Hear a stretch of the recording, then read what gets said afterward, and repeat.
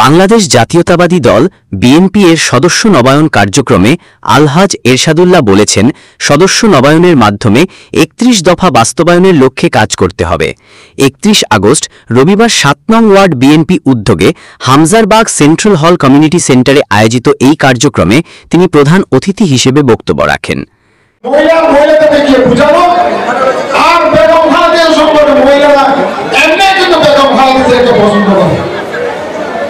বাংলাদেশের ৮০% মহিলারা বেগম খালেদা জিয়াকে পছন্দ করেন, তাকে বেগম খালেদা জিয়াকে গণতন্ত্রের প্রতীক মনে করেন।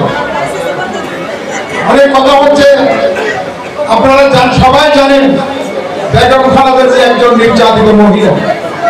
বিনা দোষে ২ কোটি টাকা তছরুপের কথা বলে মিথ্যা মামলা দিয়ে ওনাকে কিন্তু জেলে রাখা হয়েছে। আর তারা লক্ষ লক্ষ কোটি টাকা বিদেশে পাচার করেছে। আর ২ কোটি টাকা, এটা ৮ কোটি টাকা হয়েছে। এখানে সমস্যাটা ছিল যে ব্যাংকের সমস্যা, এই ব্যাংকের টাকা ছিল অন্য ব্যাংকে সরানো হয়েছে। এটাই কিন্তু বেগম খালেদা জিয়া কোনো টাকা তছরুপ করেনি। আর তারা কিন্তু ২ কোটি টাকার যে ২ কোটি টাকা তছরুপের জন্য বেগম খালেদা জিয়াকে জেলে দিয়েছেন, একটা নির্জন জেলে, যেটা প্রত্যেকটা জেলে প্রথমে দিয়েছিলেন, পরবর্তীতে ঘরে বলে উনি হাউসে ছিলেন। এরশাদুল্লাহ বলেন, বিএনপির প্রতিটি নেতাকর্মীকে ঐক্যবদ্ধ হয়ে সাংগঠনিক কার্যক্রম জোরদার করতে হবে। সদস্য নবায়ন শুধু একটি আনুষ্ঠানিক প্রক্রিয়া নয়, বরং এটি দলকে সুসংগঠিত ও শক্তিশালী করার অন্যতম ভিত্তি। তিনি আরও বলেন, ৩১ দফা বাস্তবায়নের মাধ্যমে দেশ ও জনগণের গণতান্ত্রিক অধিকার পুনঃপ্রতিষ্ঠা সম্ভব হবে। এজন্য তৃণমূল পর্যায় থেকে সক্রিয় ভূমিকা রাখার আহ্বান জানান তিনি। অনুষ্ঠানে সভাপতিত্ব করেন ৭ নং পশ্চিম ষোলশহর ওয়ার্ড বিএনপির আহ্বায়ক এনামুল হক ইনু এবং সদস্য সচিব মিজানুর রহমান মিজানের সঞ্চালনায় বিশেষ অতিথি হিসেবে উপস্থিত ছিলেন মহানগর বিএনপির যুগ্ম আহ্বায়ক আরিউ চৌধুরী শাহীন, আহ্বায়ক কমিটির সদস্য মোহাম্মদ জাফর, মোহাম্মদ আশরাফুল ইসলাম পাঁচলাইশ থানা বিএনপির সাবেক সাধারণ সম্পাদক মনির আহমেদ চৌধুরী প্রমুখ। আজকে যে সদস্য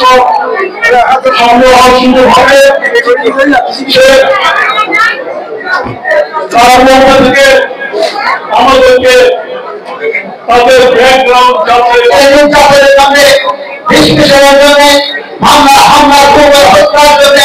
আমরা রাজনীতি সুযোগ পাইনি। আজকে আমার মা বোনেরা, আমার ভাইয়েরা এখানে ঈদের আনন্দ নিয়ে মিশে মিশে আসছে।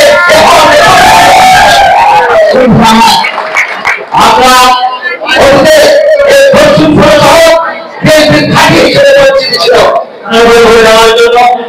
এই কাজগুলি করবেন, কিন্তু আপনারা যদি মাঠে যান তাহলে সবাই প্রত্যেক করবেন,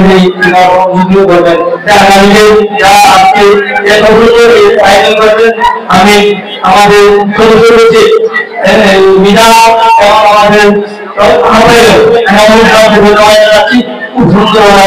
আপনি যদি জাতীয় সংসদ সদস্য হতে পারেন, আমরা বিশ্বাস করি চট্টগ্রামের আমূল পরিবর্তন আপনার হাত ধরে হবে, এলাকার উন্নয়ন হবে।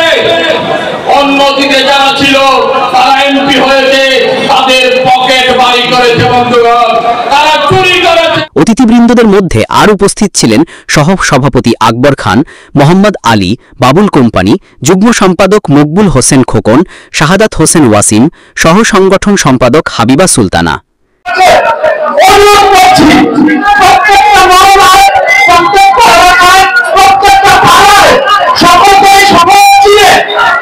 আপনি যোগ্যতা করতে পারেন, স্বেচ্ছাসেবক করতে পারেন, তালিকা করতে পারেন, ছবি করতে পারেন, বিএনপি করতে পারেন।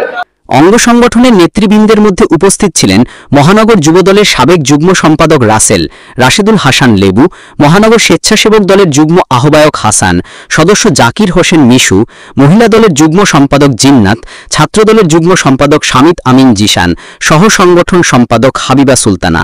ওয়ার্ড ও থানা পর্যায়ের নেতৃবৃন্দ ৭ নং ওয়ার্ড বিএনপির সিনিয়র যুগ্ম আহ্বায়ক আব্দুল হাই, যুগ্ম আহ্বায়ক ইউনুস ইন্টু, শহীদুল ইসলাম ভুইয়া, মুসলিম উদ্দিন, মোহাম্মদ উল্লাহ জাহেদ, মোহাম্মদ জলিল, পাঁচলাইশ থানা স্বেচ্ছাসেবক দলের আহ্বায়ক শফিউল আলম শফি, ছাত্রদলের সদস্য সচিব আকিব হোসেন, ৭ নং ওয়ার্ড স্বেচ্ছাসেবক দলের আহ্বায়ক ইসমাইল হোসেন, সদস্য সচিব জাহেদ।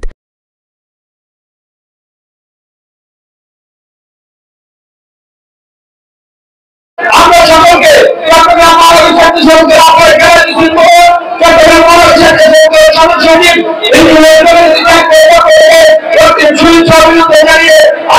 প্রশাস সচিব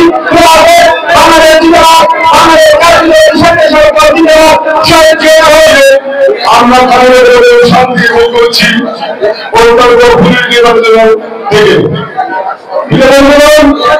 আজকে অনেকদিন যাবৎ একটি গোষ্ঠী বাংলাদেশকে করার জন্য আজকে সামনে লিপ্ত আছে। কারণ আপনারা জানেন বাংলাদেশকে তালাকহীন জুড়ে করে সমস্ত টাকা বাংলাদেশের বাইরে আজকে দিয়ে দিচ্ছে। বিদেশের বাহিনীতে বসে বাংলাদেশের বিরুদ্ধে ষড়যন্ত্র পাশে ছিল, অতীত ছিল, বর্তমান থাকবে ইনশাআল্লাহ। আমরা বক্তব্য আগামী যে সম্পর্ক দিচ্ছেন সেই দিচ্ছে আমরা তাদের সৃষ্টি এবং এলাকার সম্পর্ক আমার সাতবার এবং ফাঁসলাইশের অসমস্ত নেতৃবৃন্দ সবাইকে আসসালামু আলাইকুম। আপনারা সবাই কেমন আছেন? আজকে 16 বছর ধরে আমরা এত সুন্দর একটা স্মার্ট সাজানো গুলো একটা প্লেস পেয়েছি, যেটা আমরা কিন্তু এই 16 বছর আমরা সুন্দর করে এই প্লেসকে বাইরে একটু কথা বলার সাহস না করতে পারি নাই। প্রিয় সহযোগিতা, আপনারা জানেন আমি বিগত পিসিসি সরকারের সময়ে আমি নির্বাচন করতে চাই।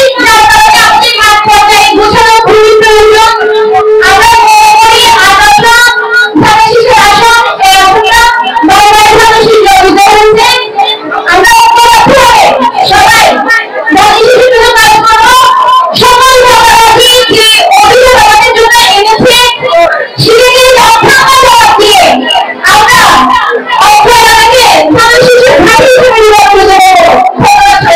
মিছিল করা, মিটিং করা আর মানুষের ভোট চাওয়া। আমরা বক্তব্য দেওয়ার জন্য আমরা রাজনীতি করি না। রাজনীতি আমাদের নেতৃত্ব আছে, এসব সাহেব আসবে, এসব আসবে, নাজিবুর রহমান আসবে, আমাদের সাহেব আছে, মনিব আছে। আমরা ওনাদের মূল্যবান বক্তব্য শুনবো, শুনিয়ে কিছু নিয়ে আজকে বাসায় যাবো। এই প্রত্যাশা রেখে আমি আমার বক্তব্য শেষ করলাম। সকলকে ধন্যবাদ। অনুষ্ঠানে বিএনপির বিভিন্ন পর্যায়ের নেতাকর্মী ও সাধারণ সদস্যরা উপস্থিত ছিলেন।